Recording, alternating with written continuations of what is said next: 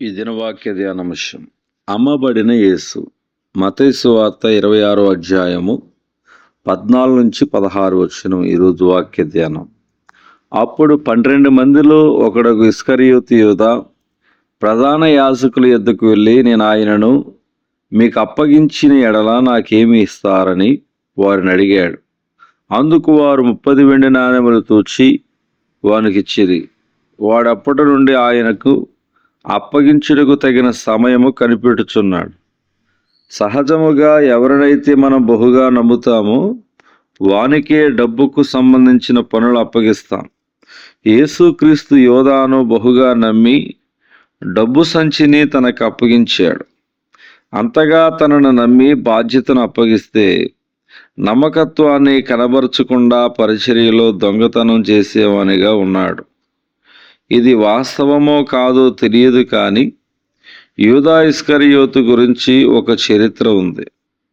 యూదా ఇస్కరియోతు తన తల్లి గర్భములో ఉన్నప్పుడే ఆ తల్లికి, నీకు పుట్టబోతున్న కుమారుడు సాధారణమైన వాడు కాదు, లోకరక్షకుడిని అమ్మివేయబోతున్న ఒక దుర్మార్గుడిని కల వచ్చిందట.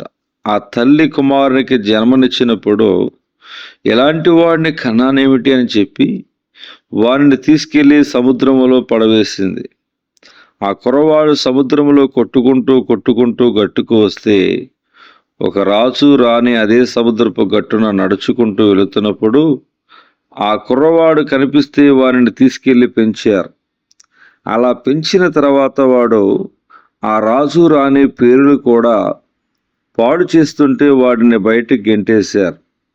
అలా గంటగా వాడు వచ్చి యెరూషలేములో పడి అశాంతిలో జీవిస్తున్నప్పుడు సువార్తను ప్రకటిస్తున్న యేసుకు కనిపిస్తే యేసు కనికరించి వారిని తన శిష్యులలో ఒకనిగా చేర్చుకున్నాడు.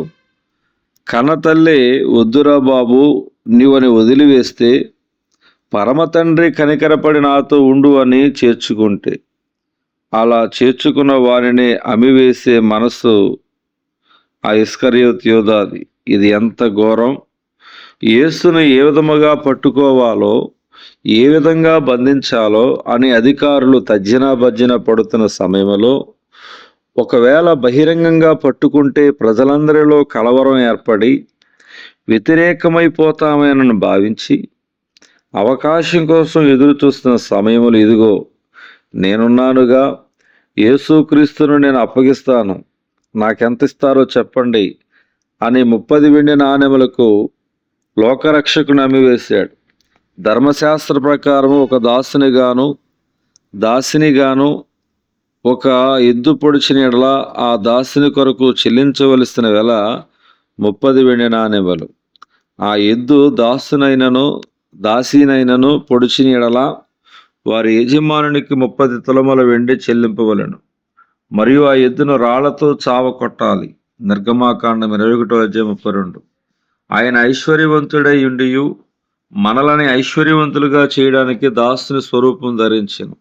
యేసుక్రీస్తు ఒక దాసునిగా బానిసకు ఇచ్చే వెలకు అమ్మబడ్డాడు. యేసుక్రీస్తు ఏర్పరచుకున్న 12 మంది శిష్యులలో ఒక్క యూదా ఇస్కరియోతు యూదా తప్పించి మిగిలిన వారందరూ కూడా ఆయన కొరకు బహు రోషముగా జీవించి ప్రపంచాన్ని తలక్రిందులు చేసిన వారే. యూదాకి డబ్బు పట్ల ఉన్న వ్యామోహమే తన జీవితాన్ని నాశనం చేసింది. ఆ డబ్బు పిచ్చిలో పడి లోకరక్షకుడిని అమ్మేసే విధముగా చేసింది. ఈరోజు నీవు దేనిపైన వ్యామోహంతో ఉన్నావు?